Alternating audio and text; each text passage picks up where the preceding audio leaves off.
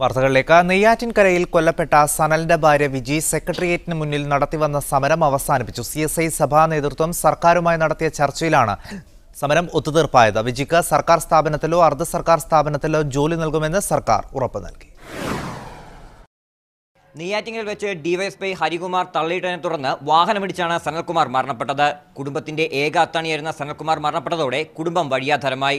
തുടർന്നാണ് സനൽകുമാറിന്റെ ഭാര്യ വിജിയും കുടുംബവും സെക്രട്ടേറിയറ്റിന് മുന്നിൽ സമരം ആരംഭിച്ചത്. 22 ദിവസത്തിന് ശേഷമാണ് ഇക്കാര്യത്തിൽ ഒരു ഒത്തുതീർപ്പുണ്ടായിരിക്കുന്നത്. CSI സഭാ നേതൃത്വം മുഖ്യമന്ത്രിയുടെ ഓഫീസുമായി നടത്തിയ ചർച്ചയെ തുടർന്നാണ് സമരം ഒത്തുതീർപ്പിലെത്തിയത്. വിജിക്ക് സർക്കാർ സ്ഥാപനത്തിലോ അർദ്ധ സർക്കാർ സ്ഥാപനത്തിലോ ജോലി നൽകാമെന്ന് സർക്കാർ ഉറപ്പ് നൽകി. ഗവൺമെന്റുമായുള്ള ചർച്ചയിലൂടെ എത്രയും വേഗം കിട്ടാനുള്ള നീതിക്ക് വേണ്ടി തുടർന്ന് ചർച്ച ചെയ്ത് തീരുമാനം ഉണ്ടാകും. അതിനുള്ള ഉറപ്പ് ലഭ്യമായിട്ടുണ്ട്. സർക്കാർ ഉറപ്പ് പാലിക്കുമെന്ന വിശ്വാസമുണ്ടെന്ന് വിജി പറഞ്ഞു. ഒപ്പം മാധ്യമങ്ങളുടെ പങ്കിനെയും പ്രശംസിച്ചു. പൂർണ്ണമായി വിശ്വസിക്കും. ആദ്യം മുതൽ എന്നോടൊപ്പം മാധ്യമങ്ങളാണ് എൻ്റെ ഈ വിജയത്തിനുണ്ടാകുന്നത്. പ്രതിപക്ഷം സമരമേറ്റെടുക്കുന്ന ഘട്ടമെത്തിയപ്പോഴാണ് സർക്കാരിന്റെ സുപ്രധാനമായ ഇടപെടൽ ഉണ്ടായിരിക്കുന്നത്. നാളെ മുതൽ സമരം കടുപ്പിക്കാനിരിക്കുകയായിരുന്നു സമരസമിതിയും. വഞ്ചനാമതിലടക്കമുള്ള സമരമുറകളിലേക്ക് കടക്കുന്നതിന് മുമ്പേ സർക്കാർ ഇടപെടൽ സുപ്രധാനമായി.